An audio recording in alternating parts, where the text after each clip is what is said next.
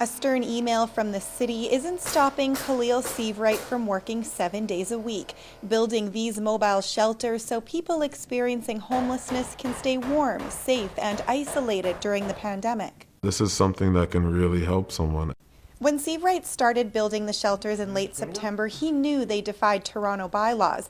But last week, he got an email from the city asking to discuss a potential partnership.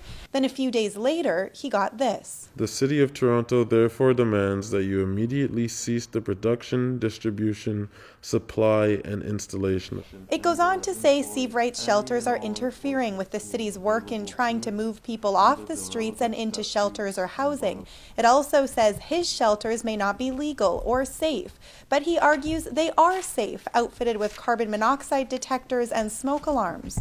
At first I was pretty upset about it, and then I was sort of just like collecting myself and realizing, okay, we still have to build these things. There's still gonna be people that need them. The shelters are 8 feet long, 4 feet wide, and 5 feet high. They come with a window that opens. Eventually, this will be a door with a lock on it. And I've always opposed this kind of structure or solution.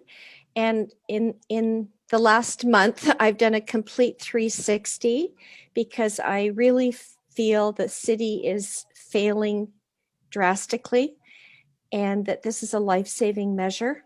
I consider Khalil a hero. She says there are at least 1,000 people sleeping outside in Toronto right now, and without more hotel rooms or rent supplements, they need somewhere safe during the pandemic. Seavright says his shelters are just that. It's like it should be considered as a part of the solution instead of something that needs to be removed.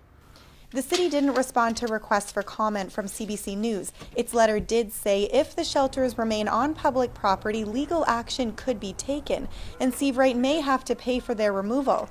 Now any new shelter he builds will go on private property. So far, churches will have them. So Seavright will keep on building to ensure others are safe. Angelina King, CBC News, Toronto.